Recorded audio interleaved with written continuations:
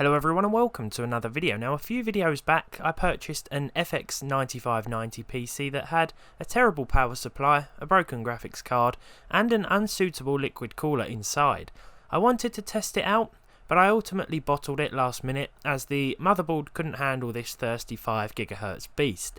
Since then I've used the system on and off, essentially threatening my house with an imminent yet untimely fire, and purchased one of these, the Radeon RX 5700, because I wanted to explore the 9590's potential in 2019. I've also spruced up the outside studio with some flowers. Talk about splashing out. Anyway, I called up a friend, took my shiny new RX 5700 and 9590 round to his place and gave it one last go, because this old beast is certainly deserving of a place in the PC Hardware Hall of Fame, whether that's a good or bad thing. At 4.7GHz with a turbo speed of 5, this was a chip designed for bragging rights. AMD could wave their fire extinguishers in the face of Intel, knowing they had hit 5GHz first. But in reality this chip was just so unstable. It's pointless in 2019, just as it was in 2013. It requires a top-end AM3 Plus board, which are all still expensive, and a decent cooling setup, to guarantee stability, that is, during gaming.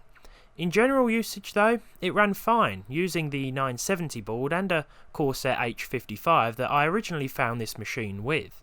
While we're on the subject of that, it does offer decent enough performance for those casual tasks, and for video editing it still does a great job too.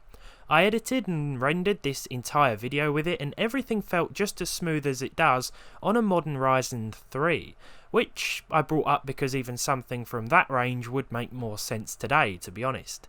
The Cinebench R15 multi-core score puts it just above a Ryzen 5 1400, scoring 734 points, but the single-threaded performance sees it score less than both the first gen 1400 and the third gen 3200G. If 1080p 60fps gaming is your intention though, well, rest assured that the 9590 still packs a satisfactory punch.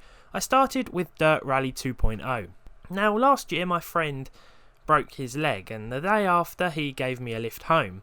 Why is this relevant, you may ask? Well, my driving here sort of reminds me of that situation. See, this wasn't an automatic car either, this was a manual car, or a stick shift if you're American at home. And yeah, what you're seeing on screen here was sort of how we were driving down the A2 at 11:30. Never mind though, because we're here to talk about the performance of the 9590, and in Dirt Rally 2.0 you will see 60 frames per second at least with this CPU and any mid-range or high-end graphics card, even with the ultra settings as I'm using here. We also saw very nice results in Battlefield 5 where the frame rate rarely dropped below 60fps even with the ultra settings enabled once again. I played through the introductory level here at 1080p of course, and the 9590 along with the RX 5700 had no trouble in running this game, which is a little more CPU intensive if I'm being honest here. That's usually the case with Battlefield games, so I found, and in that case I think the 9590 did a good job of maintaining solid frame rates. Now the only title where we really saw a lot of problems was Far Cry New Dawn. Now this generally runs quite well on many CPUs and GPUs alike, but here there was something about the 9590 that it clearly didn't like, because I tried it with another CPU and this GPU and things were running just fine, so I can only put it down to the processor itself. The Witcher 3 at Ultra with both the post-processing and the graphics options set to maximum gave us a nice frame rate as well. Here we were just messing around in Novigrad with some guards, and whilst there were a few frame dips here and there, it was nothing too major, and you'll have a great time with this chip if for whatever reason you decide to purchase one, and a card like this. This is a horrible combination, by the way. It's not really ideal, but just know that the 9590 can still hold its own fairly well. And if you can overclock it a little bit, then even better, though you're going to need some serious cooling for that sort of stuff.